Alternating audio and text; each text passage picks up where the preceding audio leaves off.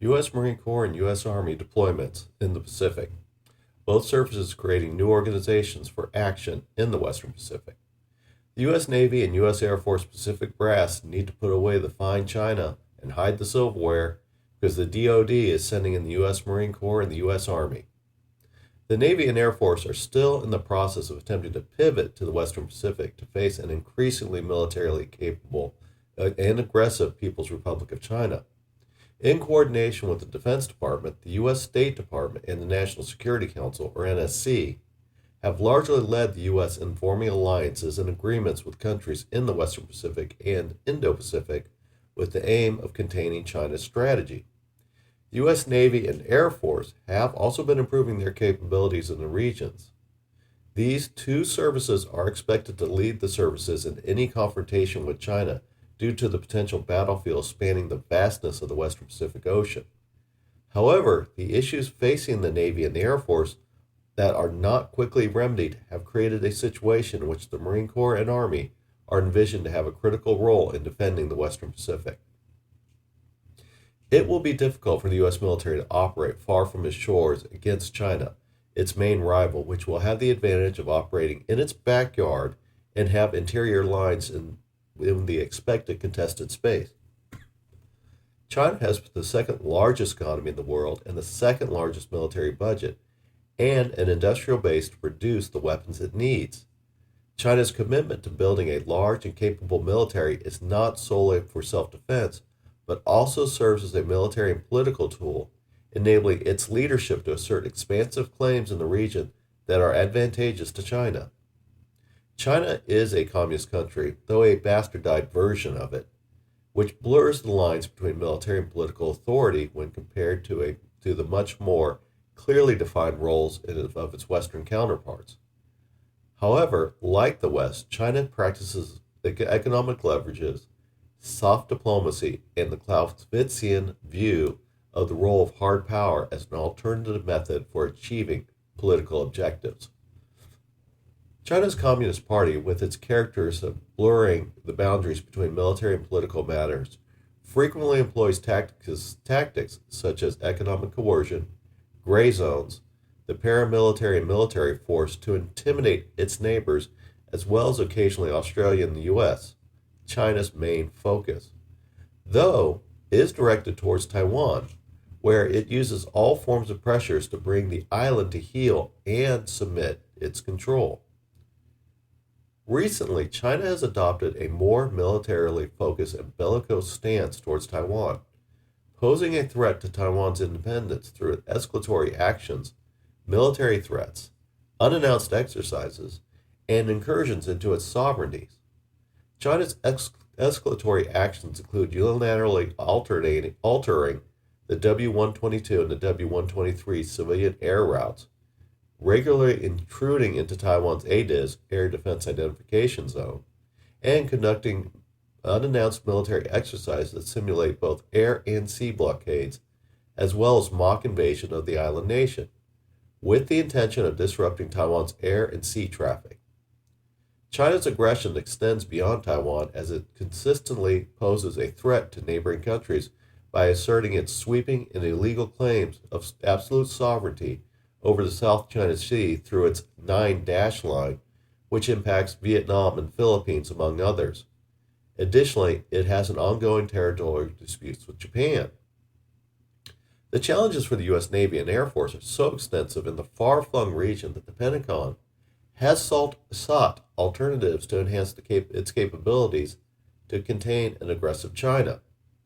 The U.S. Marine Corps and the U.S. Army are in the process of adopting new force structures that will allow them to become active participants in the containment strategy against China, or to play a key role to contest China if hostilities do break out in the region. The new force structure for the U.S.M.C. is the Marine Littoral Regiment, and for the Army, it is the Multi-Domain Task Force. The Marine Corps has a long-standing tradition of securing the Pacific region and conducting warfare at sea. Given the nature of China's threat, it is initially unclear how the Marines would contribute beyond bolstering the Navy's air assets with Marine fighter aircraft. This is because the threat from China is based on operations in and around Taiwan. Taiwan is a part of the First Island chain, and in order for China to effectively advance its agenda into the South China Sea and the North and East Pacific, it will need to breach the First Island chain, which necessitates the occupation of Taiwan. Unless the United States deploys troops into Taiwan itself, the U.S.M.C. will not participate in amphibious warfare during a conflict over Taiwan. During World War II, U.S. Navy Admiral Spruance drew up plans to invade the island of Formosa, now known as Taiwan, and there were so many impractical reasons to conduct such an operation from the sea that he rejected the idea. The issues that Admiral Spruance cited in his operation plan are still valid today. The issues that hinder a U.S. operation are not a concern for China, as it has major ports facing Taiwan and only needs to project force across the Taiwan Straits, eliminating the need for seaborne supply chain. In contrast, a Marine Expeditionary Unit, or MEU, the Marine Littoral Regiment, or MLR, operates as a stand-in force on islands in the Western Pacific, including the smaller islands in Japan and the Philippines. These units will be less about the fighting tradition of the Marine Corps, but will more about support, as the MLRs are expected to conduct support missions, both maritime domain awareness and the information environment, support surface warfare by conducting surface-to-ship missile strikes, and participate in missile strikes and be part of an air and missile defense in its area of operation. The MLR will maintain a minimal presence in the operations of the islands it deploys and will rely on autonomous semi-submersible resupply boats currently undergoing testing in Okinawa for self-sustenance. The MLR will consist of approximately 2,000 Marines, and the current objective is to establish 3 MLRs with the following deployment locations. The 3rd MLR located in Hawaii since 2022, the 12th MLR in Okinawa, Japan since 2023, and the 4th MLR planned for Guam in 2027. The U.S. Army maintains large forces in the Pacific region, but serves a different role than the traditional role of the Marine Corps. The Army is less focused on amphibious operations, but is available for operations on the Korean Peninsula, a deterrent force for theater security, and support operations.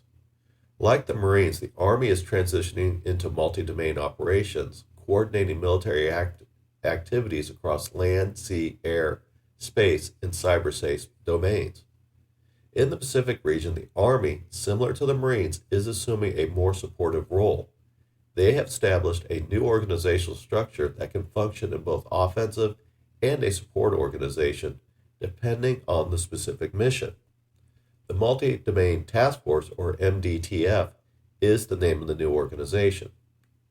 The MDTF structure is similar to the MLR structure, but does have some differences. MDTF will have military intelligence assets assigned to it that are not present in the MLR structure. HIMARS, Typhon, and eventually long-range hypersonic weapons will equip it with a long-range strike capability.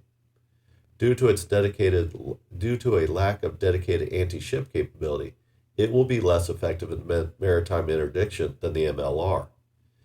MDTF will also have a flexible force structure that will add or remove elements from the structure depending on the mission. For example, a mission in the Philippines to defend Taiwan would not necessarily need HIMARS batteries due to the expanse of the Pacific. The addition of an MDTF to the Western Pacific would enhance its capabilities in air and missile defense, mid and long-range strike, and force coordination with the U.S. forces and allies. A big difference between the MDTF and the MLR is that the MLR creates a much smaller footprint and is being developed to have a capability to have a low-footprint resupply system. This means that it can operate in locations that the MDTF would not be able to operate effectively. The MDTF, like most Army units, will have a larger footprint and require a clearly defined resupply base.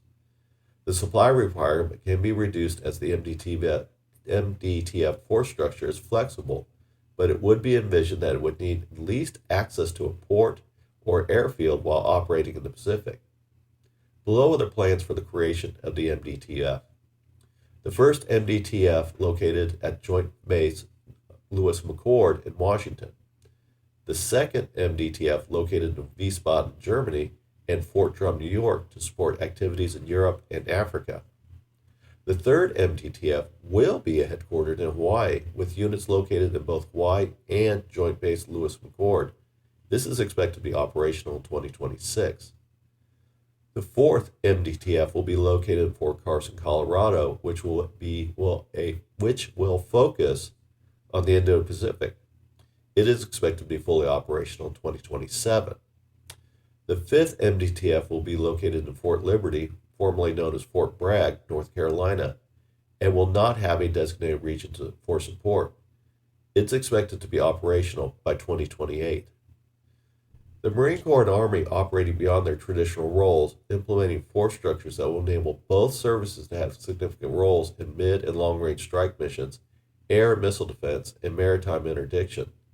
This means that both services will have a credible anti-access, area denial, or A2AD capabilities to support the Navy and Air Force operations. These new force structures are not without controversy, will not replace the primary role of the Navy and the Air Force in the Pacific Theater, but they will enhance both services by allowing them to concentrate their assets and adding a significant strike capability that can operate throughout the Pacific, potentially serving as an intentional deterrent to prevent hostilities from escalating over Taiwan.